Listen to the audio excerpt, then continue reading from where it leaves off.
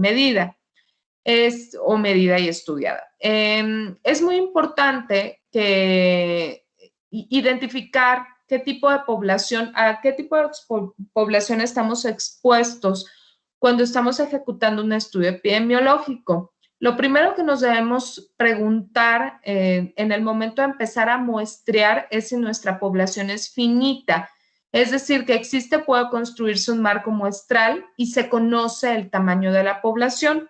Conocer el tamaño de la población es una característica que no podemos dejar de lado porque se aplica en una de las dos fórmulas que me interesa queden claros en esta primera parte del diplomado. También nos debemos preguntar si nuestra población infinita. Puede ser que nosotros no conozcamos el tamaño de la población y no hay manera de conocerlo, es decir, no está reportado en la literatura, no hay nadie que nos pueda ofrecer el dato. Entonces, no tenemos un marco muestral, por lo tanto, no puede construirse este marco muestral, pero eso no quiere decir que no se puede calcular una muestra. Sí se puede calcular, siempre y cuando nosotros le digamos a nuestra fórmula que no conocemos el tamaño de la población y que no lo podemos conocer. Bien, es importante que quede claro el alcance de la definición de población. Población no somos todos los individuos, ni universo de estudios somos todos los individuos. Depende del objetivo y del alcance de nuestro diseño experimental. Nuestra población es aquella que aplica para el estudio de ciertas características o variables que previamente definimos,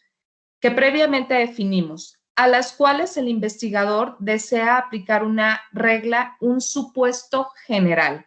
Repito, población o universo de estudio no significa que es toda la población del mundo. Yo creo que eso ya lo tenemos claro.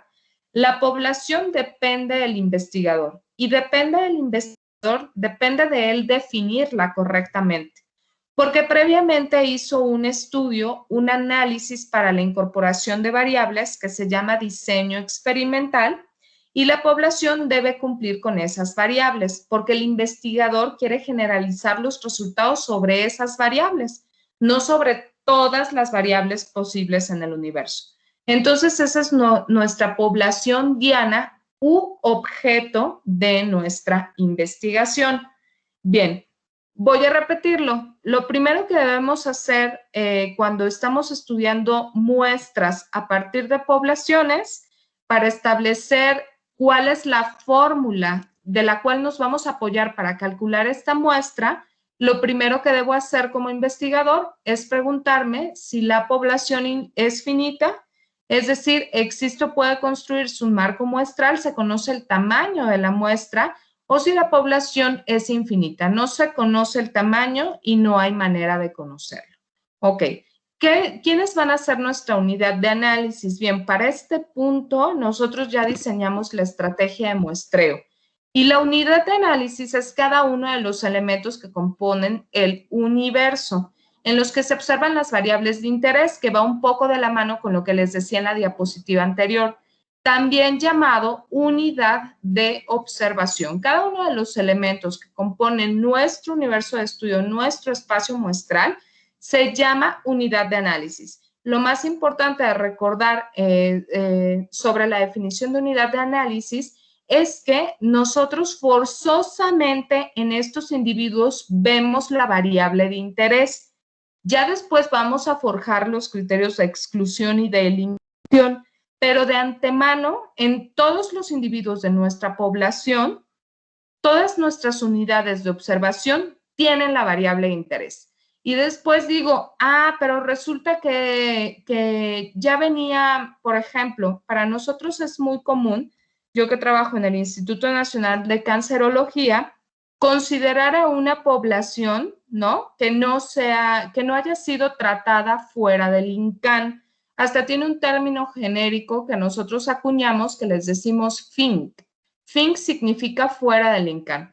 Entonces, eso es un criterio de eliminación o de exclusión, pero de antemano, por ejemplo, yo definí dentro de mi unidad de análisis que iban a ser todos los individuos con cáncer de recto localmente avanzados. ¿Me puedo adelantar? Sí, diagnosticados y tratados en el Instituto Nacional de Cancerología. Empiezo a recolectar una serie de individuos, cada uno representando mi unidad de análisis, y me doy cuenta que alguno de ellos, un paciente con cáncer de recto localmente avanzado, ya venía con un tratamiento fuera de la institución. Entonces, ese es un criterio de eliminación, más no de exclusión. Será criterio de eliminación porque acuérdense que un criterio de eliminación no puede eliminar a los criterios de inclusión. Es decir, no puede ser. ¿A quién voy a incluir? A pacientes con cáncer de recto localmente avanzados, diagnosticados y tratados en el Instituto Nacional de Cancerología. Un criterio de eliminación no pudiera ser aquel que no haya sido diagnosticado y tratado en el Instituto Nacional de Cancerología porque ya lo abordé en mi criterio de inclusión. No sé si quedamos claro hasta ahí. Entonces, ahí más bien tendría que hacer un juego de palabras en donde dijera que no cumpla con los criterios de diagnóstico y tratamiento establecidos en el diseño experimental. Una cosa así. Entonces, bueno, ya definí mi criterio de eliminación y el individuo se va, pero eso no quiere decir que no representa una unidad de análisis. Sí la representa, ¿ok? Nada más que, pues bueno, no cumplió con uno de los criterios más importantes y entonces tenemos que descartar todas las variables que de esa unidad de análisis se deriven. Bien, entonces ya que vimos que es una población, pues vamos a ver qué es una muestra. La muestra es el subconjunto de unidades provenientes de la población o de una parte de la población, que con algún criterio o sin él, fíjense ustedes, con algún criterio o sin él, son seleccionadas a los efectos de ser estudiadas en una o más características. ¿Sí? Les repito, a veces nosotros nos encontramos y nos da mucha angustia con individuos en los cuales al final no observamos esa característica como para ser incluido en nuestra muestra. No nos agitemos por eso. Si no cumple con uno de los criterios, no pasa nada. Al final de la historia es más fácil trabajar sin ese individuo que ponernos quisquillosos y quedarnos con una muestra que no sea representativa de la población. Corremos el riesgo de eso. Lo que debemos asegurar es que nuestra muestra sea representativa de la población y después seleccionar aquellos individuos que a los efectos de ser estudiado tengan esas características que responden mi pregunta de investigación. Esta es una escuela. También existe la escuela más conservadora, que desde un principio tienen perfectamente claros qué individuos van a funcionar como parte de su muestra y se centran en estudiar esos subconjuntos de unidades. Está bien, no pasa nada. Pero siempre cuando nosotros planteamos una hipótesis, lo primero que nos debemos preguntar es, ¿tendremos suficiente muestra para que el fenómeno observado sea representativo de una población? Si para los efectos de esta pregunta la respuesta fuera no, la muestra no es suficiente, nuestro estudio o nuestro diseño experimental no puede pasar más allá de una caracterización y las hipótesis se deben limitar a ello, ¿ok? No podemos hacer entonces generalizaciones cuando nosotros estamos seguros que no estamos trabajando con una muestra. No podemos generalizar. ¿Se observan los estudios en la literatura científica? Sí, se observa que a partir de muestras que claramente no son representativas de la población, se sacan conclusiones como si estuviéramos trabajando con una muestra. Eso no está bien, tampoco está mal, no tiene algún criterio de valor añadido. Simplemente a mí me gusta ser un poco más conservador y decir, no puedo generalizar, solamente puedo caracterizar. Con caracterizar me refiero A y B son diferentes, ¿sí? Generalizar diría A y B son diferentes y con B puedo asumir, suponer o inferir lo que pasa en una población. Eso no está bien si de antemano nosotros vemos que no tenemos un estudio de muestreo real, que nuestra muestra no es representativa de una población. Por eso salen tantos estudios en la literatura y al final la gente junta los resultados de esos estudios y hace un metaanálisis. Un metaanálisis hace referencia a tratar de juntar las muestras, por decirlo de algún modo, o los individuos o las unidades de análisis de cada uno de esos estudios para entonces sí tener un subconjunto de unidades provenientes de la población y poder hacer conclusiones más allá de la caracterización. Esto nos habla de las ventajas que representa hacer un estudio de muestreo. No siempre se puede aplicar, repito, y eso no demerita el trabajo. No siempre se puede hacer un muestreo, ni modo, pero sí tiene ventajas.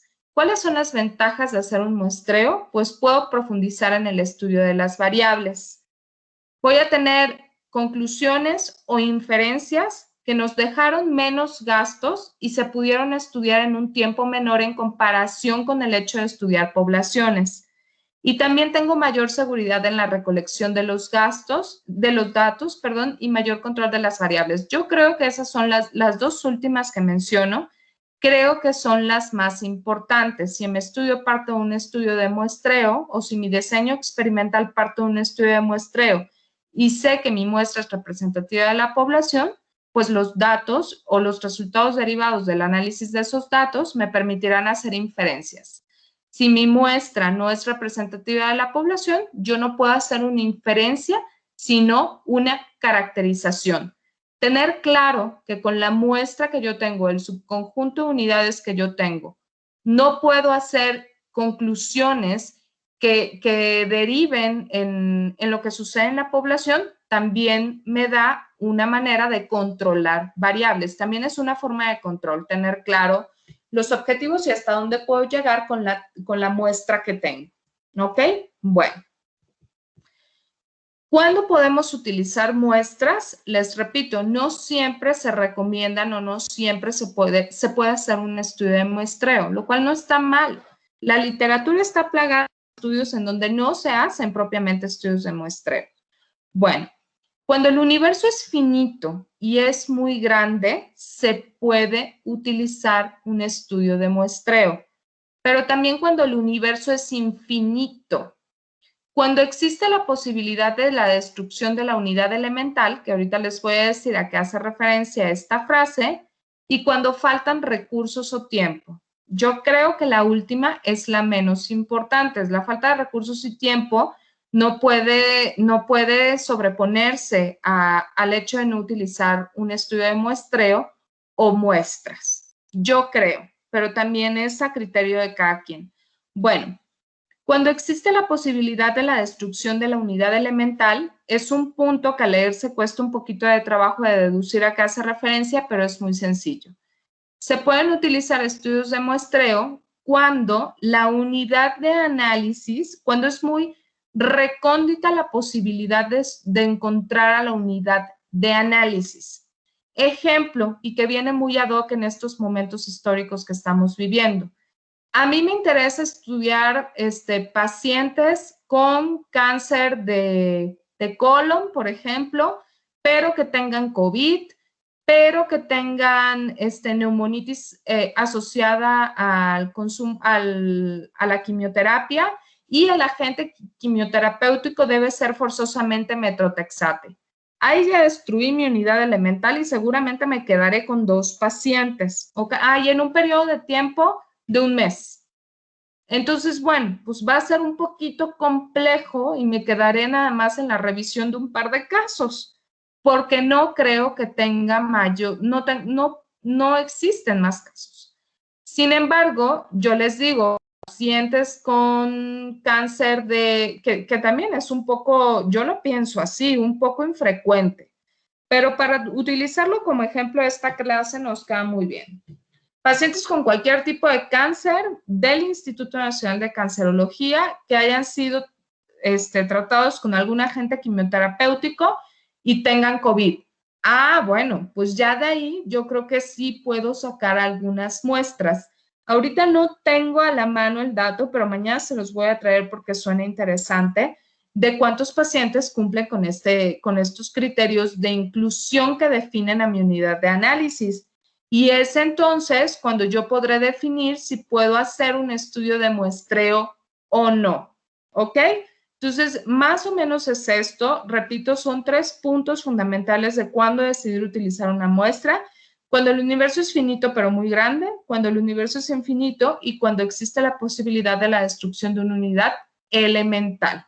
¿Cómo voy a destruir una unidad elemental? Poniendo en mis criterios de inclusión muchos criterios de exclusión o de eliminación.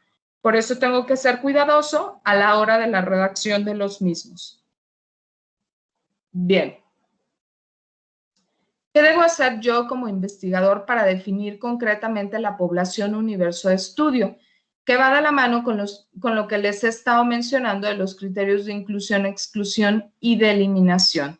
Pues bueno, es un tanto artesanal definir concretamente la población universo de estudio y siempre están bien definidos porque depende del objetivo de cada problema, de cada investigación. Eso no quiere decir que no voy a ser cuidadosa, pues sí, tengo que serlo, porque todo debe ir relacionado con el problema, los objetivos, la hipótesis, las variables y el tipo de estudio. A mí siempre mis estudiantes me preguntan, ¿cuáles van a ser mis criterios de inclusión? Les digo, pues no sé, busca cuál es tu objetivo, cuál es tu hipótesis, cuáles son tus variables y en función de eso delimita a tu población, ¿sí? Voy a definir la unidad muestral, por ejemplo, no siempre, que este es un tipo de muestreo que se llama muestreo por conglomerados, no siempre se puede definir la unidad muestral viendo al universo de estudio como un todo.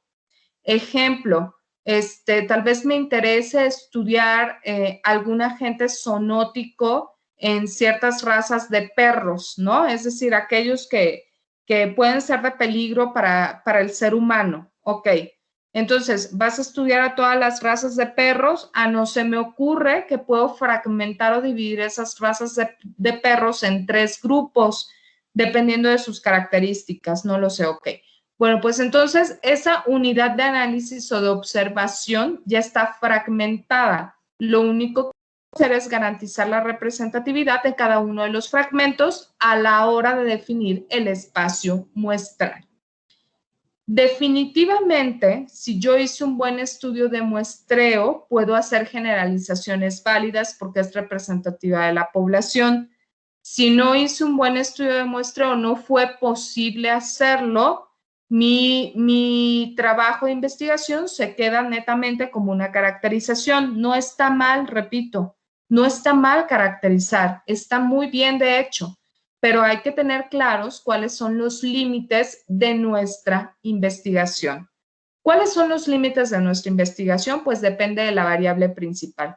Si yo no tengo claro cuál es la variable principal, no conozco el fenómeno que se desea estudiar, por tanto, no puedo definir a la población y por tanto no puedo definir a las muestras o al espacio muestral. Entonces, es un hecho en el diseño de experimentos que lo más importante tener en claro es la definición de las variables. También es muy común en mi instituto tener estudiantes que meten un montón de variables que nada tienen que ver con su pregunta de investigación en su tabla de recolección de variables. Siempre se las elimino y me dicen, pues es que autor, estaría interesante incluirlas, tal vez salga algo. Eso no vale. A ver, el tal vez salga algo no existe. Tú por eso tienes claro un objetivo de la investigación, tienes claro tu hipótesis que va de la mano con el objetivo de la investigación.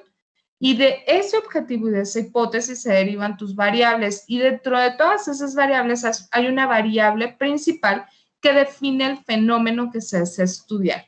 Mi pregunta entonces es siempre, ¿cuál es tu variable? ¿Cuál es tu variable principal? ¿La tienes identificada? Sí. Pues entonces empecemos a delimitar a las poblaciones y por tanto a las muestras. ¿Qué es el proceso de muestreo? Parte de una teoría que se llama teoría del muestreo. Y la teoría del muestreo no es otra cosa que un conjunto de métodos por los cuales se eligen unidades de la población que conforman la muestra. ¿Sí? ¿Cuáles son las consideraciones que debo seleccionar para volverme inmerso en un proceso de muestreo, para decidir que efectivamente voy a hacer un proceso de muestreo? Bueno, pues depende de varias cosas.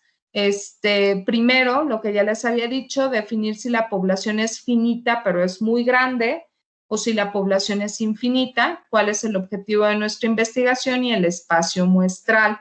¿Ok? Por eso se llama teoría de muestreo. Partimos de un espacio muestral. Acuérdense que el espacio muestral no son todos los individuos de este planeta.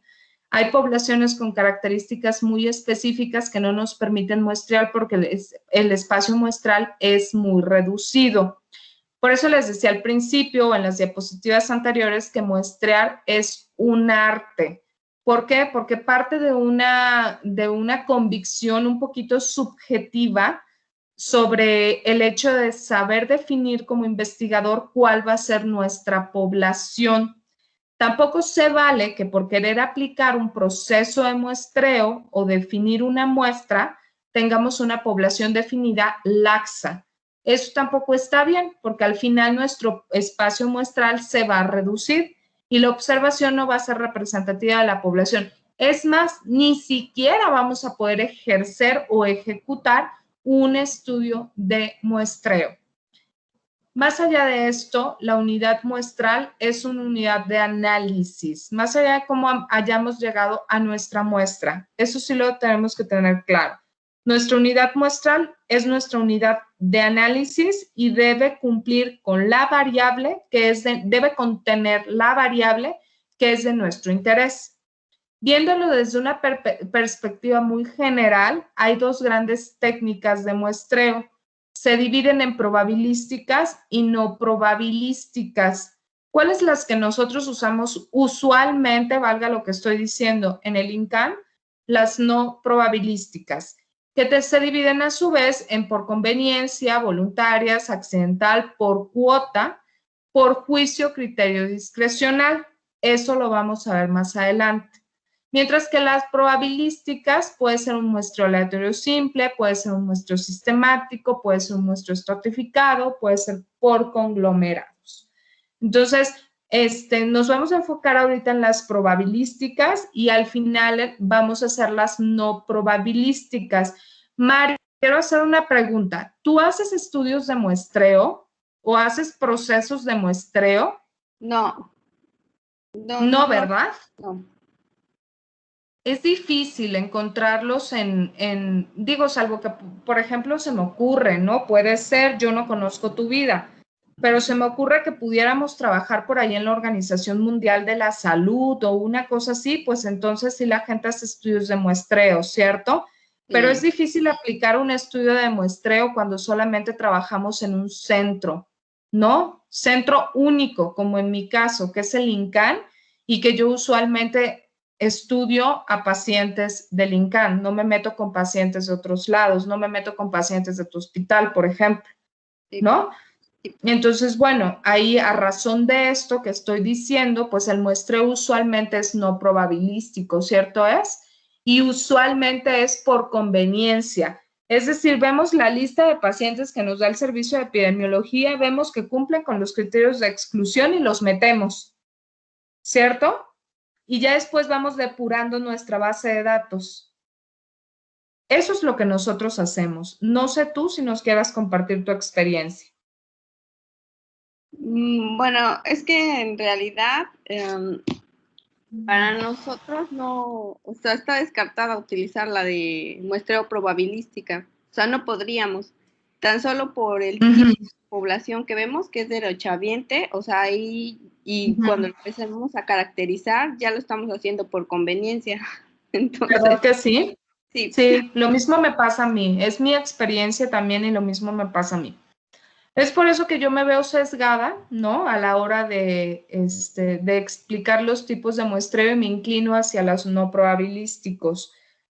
Sin embargo, yo pienso que entender a los muestreos probabilísticos no es una pérdida de tiempo, porque en la actualidad las leyes de la estadística también van cambiando y asumen, por supuesto, que los espacios muestrales cada vez son más pequeños Y son cada vez más pequeños los espacios muestrales porque cada día le queremos ver más la quisquilla a nuestro, le queremos poner mucha quisquilla a nuestro objeto de investigación o hipótesis.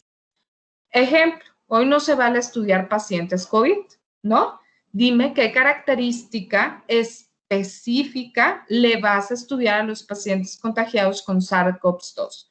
Cuando al principio de la pandemia era así, estudian pacientes COVID, a ver, ¿cuánto tiempo tarda en propagarse el virus en un periodo determinado?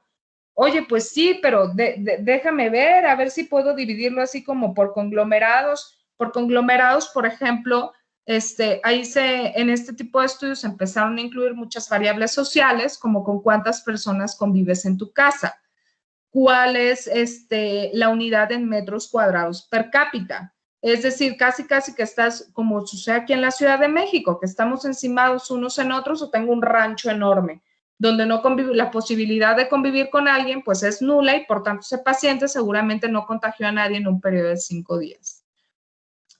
Antes, cuando inició la pandemia, al inicio de la pandemia, pues no nos preguntábamos ese tipo de cosas y decíamos, es paciente COVID, mételo, Ahora sí ya no los preguntamos y los espacios muestrales, en tanto nos hagamos más preguntas, pues se hacen más chiquititos. Eso también lo considera la estadística. Y a lo que voy es que cada vez las técnicas que nosotros pensábamos netamente probabilísticas y que no podían aplicar a nuestro espacio muestral, pues no es cierto. O sea, cada vez más la gente está incurriendo como en estas técnicas probabilísticas, aunque su espacio muestral sea pequeñito.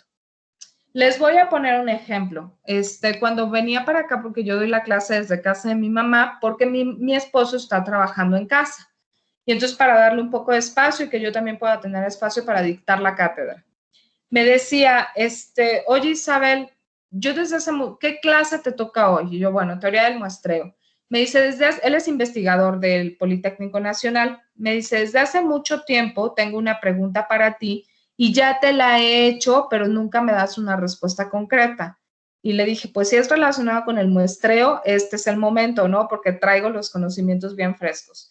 Me dice, mira, yo trabajo con células. Imagínense, él hace ciencia básica, él no trabaja con pacientes. Yo trabajo con células del hipocampo y veo una actividad que ellos les llaman LTP. Está muy simplón, y si se pierden, por favor me dicen, porque está muy simplón la concepción de sus experimentos, no así sus resultados. Me dice, tengo dos grupos de células, unas células que son del grupo control, ¿no? Que son ratas, porque esas células vienen del cerebro de una rata, que son ratas que no han sido probadas con ningún fármaco, etcétera. Y también tengo células que vienen del grupo experimental, que fueron probadas expuestas a un agente infeccioso que yo estoy seguro que en la rata produce conductas tipo psicóticas, esquizofrenia. No podemos hablar de esquizofrenia en un animal, pero son conductas tipo psicóticas. Ok. Pero resulta que mis estudiantes registran una célula de un animal control y no ven el fenómeno y lo desechan. Registran la segunda y no ven el fenómeno y lo desechan.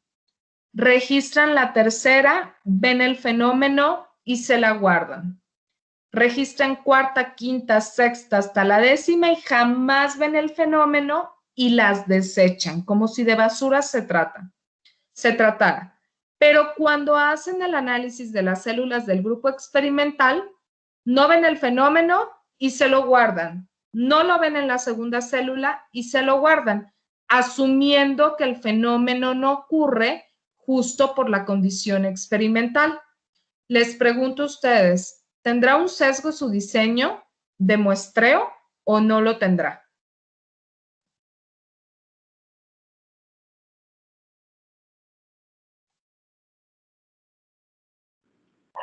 Yo digo que sí. No entendí bien los de las células. ¿Por qué ellos hacen conteo y desechan? ¿Solo por no ver el fenómeno? Es correcto. sí lo entendiste bien, es correcto. Ok. Hay un sesgo, ¿cierto, no? Sí. Está Es que no súper sé. sesgado, porque puede ser que no vean en los animales control, si no ven el fenómeno, porque tiene que ocurrir una LTP en una célula control, Sí. si no lo ven, lo desechan. Ah, pero en la condición experimental, cuando mi hipótesis plantea que tras la infección por lipopolisacáridos no va a existir el fenómeno, no lo veo y desecho la célula. ¿Ven dónde está el sesgo? Si no sucede en el grupo experimental, se lo quedan. Y si no sucede el fenómeno en el grupo control, lo desechan. Y entonces mi respuesta es, bien, si bien tú haces un muestreo, tus estudiantes hacen un muestreo no probabilístico por conveniencia, es decir, se quedan con aquellas células en donde ven el fenómeno y desechan aquellas que no les interesan, no está bien, a pesar de que es ciencia básica. Deberían hacer un muestreo probabilístico en donde en un grupo de 100 células tú cuentes la proporción en la que aparece el fenómeno. Con base en células control, con base en esa proporción, entonces tú ya conoces cuál es justo la proporción de células en las cuales, por ejemplo, se ven el 20% de las células. Para eso se hacen los muestreos, para conocer la proporción del evento en una población determinada. Conociendo la proporción del evento en una condición determinada, entonces tú ya puedes calcular una muestra. Es decir, yo tengo que en mi grupo control voy a estudiar a 100 células y solo en 20 voy a ver el fenómeno. ¿Cuántas? Aquí la pregunta va al revés. ¿Cuántas debo estudiar en mi grupo tratado con un fármaco que de antemano yo sé que aniquila el fenómeno de estudio, no lo debo ver? ¿Cuántas debo estudiar para garantizar que efectivamente el no verla es representativo de la población? ¿Se dan cuenta? Sí. Entonces ya estamos aplicando técnicas probabilísticas a un espacio muestral muy reducido, ¿no? Porque ellos hacen, les repito, ciencia básica. No tienen a disposición pacientes como nosotros. Entonces, bueno, pues me dice, bueno, qué interesante, les voy a comentar a mis estudiantes, pues para que se pongan a hacer muestreos probabilísticos, por supuesto, porque si no tienes un sesgo. Ese es el típico ejemplo de cómo partíamos de algo no probabilístico por conveniencia y ahora se debe volver probabilístico. Pero repito, tiene que ver un poco el arte aquí del investigador. ¿Qué tan familiarizados estamos con los estudios de muestreo para poder tener este pensamiento crítico y aplicarlo o asumirlo cuando nunca lo hemos aplicado o nunca lo hemos asumido? ¿No? Entonces, por eso me interesa ver los tipos de muestreo probabilístico y cómo se calculan. En una de esas, pues Mari y yo, que nunca hemos aplicado un estudio probabilístico, decimos, aquí sí queda, aquí voy a hacer un muestreo. ¿Cierto o no, Mari? Sí, ojalá. ¿No? Ojalá sí, para que entonces podamos hacer inferencias, Sí. ¿no? Sí. Ahora, dicho lo anterior, vamos a ver el concepto de una muestra probabilística. ¿Cuáles son los conceptos asociados a la muestra probabilística? Se dice que una muestra es probabilística cuando todos los individuos del universo tienen la misma probabilidad de ser parte de la muestra. Se obtiene mediante técnicas de muestreo aleatorio o por azar, aunque no siempre. Aquí sí voy a hacer la aclaración. Sus resultados son generalizables a la población general, valga lo que estoy diciendo, son extrapolables a la población general, lo cual significa generalizables y son más representativos. Ese es el concepto o las características que forman parte del muestreo probabilístico. Repito, la estadística ha cambiado tanto en técnicas de muestreo que lo que antes asumíamos que no se podía muestrar de manera probabilística, ahora nos damos cuenta que probablemente sí. Y eso es un punto a favor de nosotros la representatividad que genera un muestreo probabilístico. Bien, el primero que vamos a ver es el muestreo aleatorio simple. Utiliza cualquier sistema de azarificación y aquí les pongo una imagen en donde hay una niña participando con un señor en una tómbola. Eso propiamente es una forma de azarificación. A eso se le llama muestreo aleatorio simple. Esto no quiere decir que yo voy a tener una base de datos y que a partir de esa base de datos yo defino que, vean ustedes, aquí está esto lo vamos a considerar con nuestra base de datos y como nuestra base de datos, perdón, y sin aplicar fórmula alguna, yo decido que 15 elementos son representativos de esta población. No, simplemente les estoy dando la técnica de muestreo.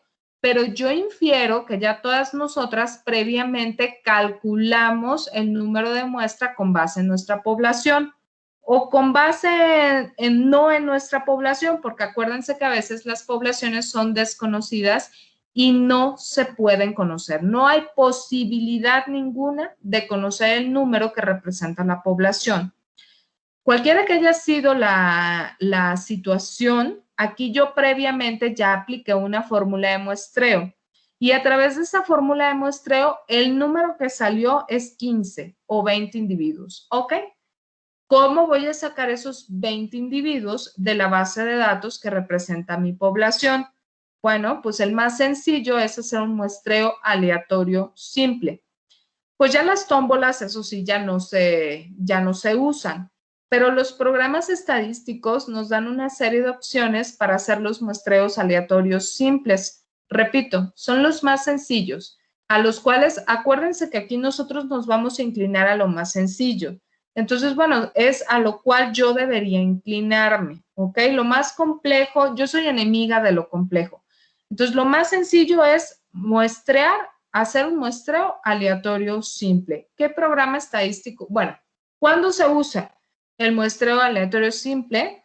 Cuando se sabe que la variable principal se distribuye aleatoriamente en la población. Ok, pues sí, eso es el punto principal.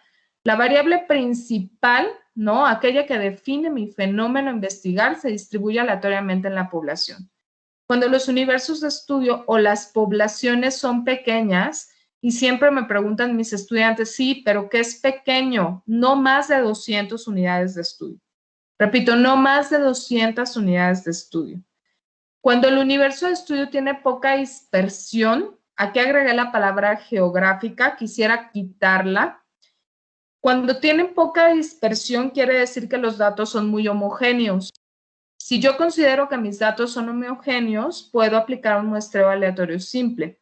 Y cuando no se conoce el patrón de distribución de la variable de interés, si conozco el patrón de distribución de la variable de interés, entonces voy a tener un sesgo. Es importantísimo que al hacer un muestreo aleatorio simple, yo no conozca el patrón de distribución de la variable de interés.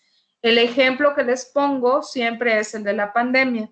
Al principio queríamos conocer cuál era el número reproductivo básico. ¿A cuántas personas podemos contagiar o cuántas personas podía contagiar un contagiado en un periodo determinado?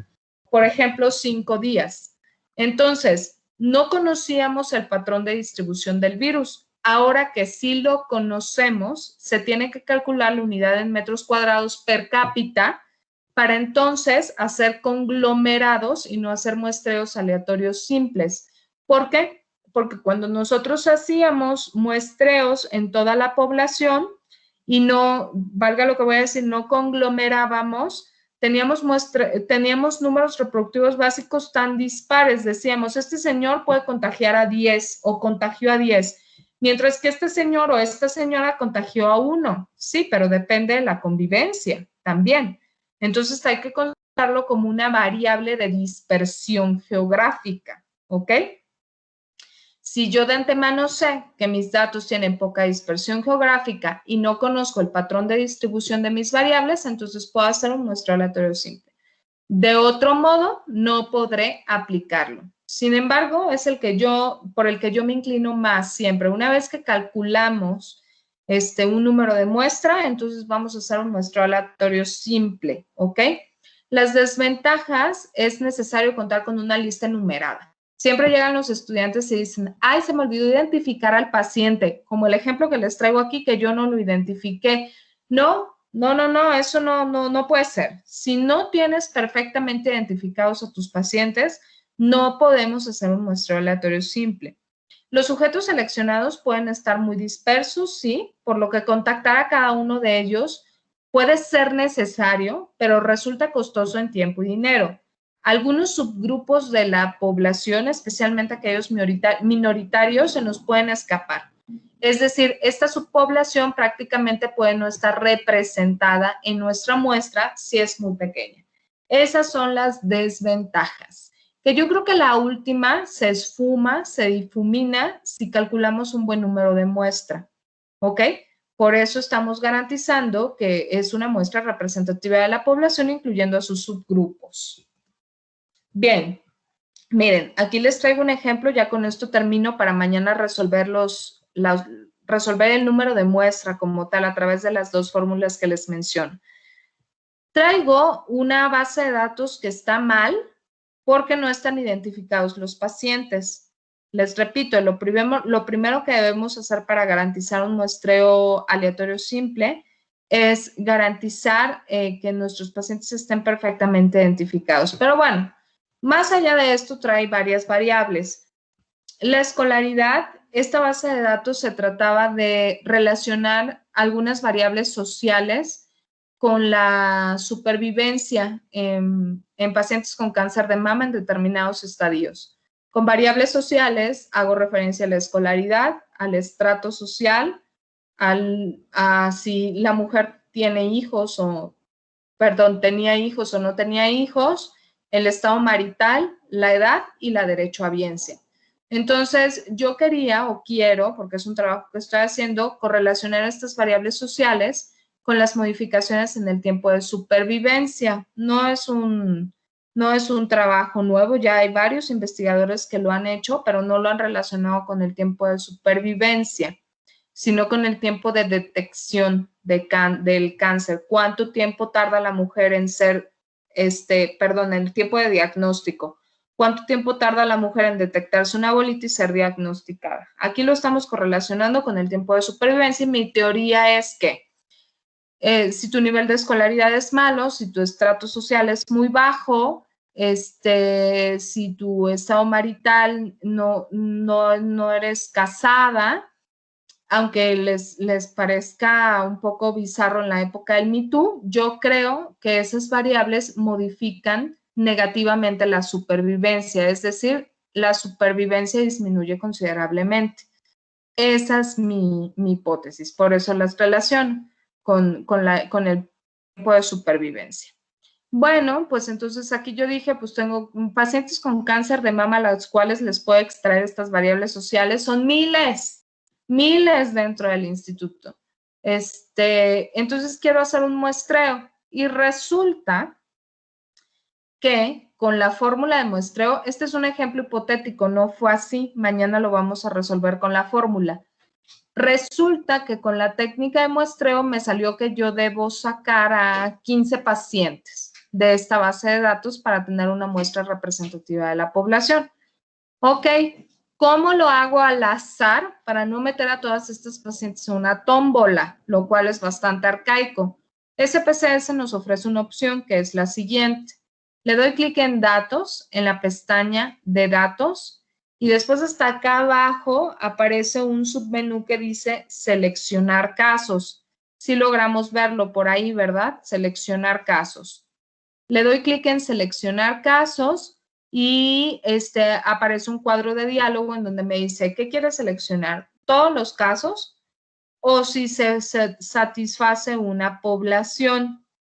La verdad que no me interesa si se satisface una población. Yo quiero hacer una muestra aleatoria de casos y selecciono, porque si se satisface una condición ya tengo un sesgo, acuérdense. Yo no puedo conocer la distribución de mis variables en mi población. Si conozco la distribución de mis variables, es decir, si de antemano yo sé que las mujeres con estrato muy bajo viven menos, Entonces ya tengo un sesgo, ¿ok? Eso ya es si se satisface la condición de si las mujeres con el estrato más bajo, aquellas que viven solamente 12 meses. Eso no puede ser, es un sesgo. Pero como yo no conozco la asociación de mis variables dependientes e independientes, puedo hacer un muestreo aleatorio de casos. Selecciono ahí el muestreo aleatorio de casos y le doy clic ahí en donde dice se activa de inmediato la pestaña de ejemplo. Y entonces me dice tamaño de la muestra. Puede ser aproximadamente o exactamente. Aproximadamente le puedo dar el 20 o el 30% de todos los casos o exactamente. Como yo ya apliqué una fórmula de muestreo que me dio el número exacto, entonces le doy clic ahí en exactamente. Y entonces le digo, quiero seleccionar 15 casos de los primeros 36 casos. En esta situación, pues también es muy conveniente decir de los primeros 36 casos, porque tal vez yo ya observé en estos primeros 36 casos una característica que va a sesgar mi estudio. O puede ser que no. Puede ser que solamente los primeros 36 casos tengan todas las variables recolectadas, ¿ok? En este caso fue así, solamente los primeros 36 casos contaban con todas las variables. Entonces, por eso le dije, exactamente 15 casos de los primeros 36 casos. Le doy clic en continuar y entonces acá abajo me dice, ¿cuál va a ser tu resultado? ¿Quieres descartar los casos no seleccionados o copiar esos casos seleccionados un nuevo conjunto de datos? Yo siempre copio los datos seleccionados un nuevo conjunto de datos y solamente le damos un nombre con el cual nosotros estemos familiarizados. Entonces aquí le puse muestra guión bajo determinantes sociales en cáncer de mama. Vean ustedes, aquí aparece esta nueva ventana o esta nueva pestaña que se llama determinantes sociales en salud, que es justo así como yo guardé en mi base de datos.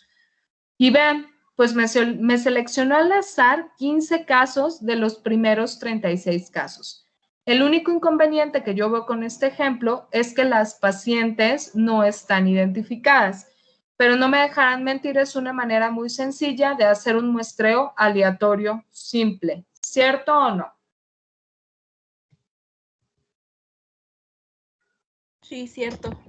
Sí, está muy fácil, ¿no? Y ya nos evitamos papelitos o que el estudiante sesgadamente seleccione a aquellos pacientes que a su conveniencia tengan las variables de interés con mayor representatividad, etcétera. Entonces, así nosotros garantizamos que es una muestra representativa de la población lo que estamos seleccionando. Mañana veremos cómo hice el cálculo de estas 15 pacientes.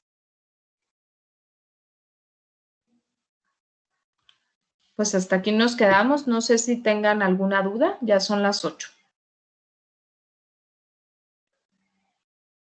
No, por mi parte todo bien.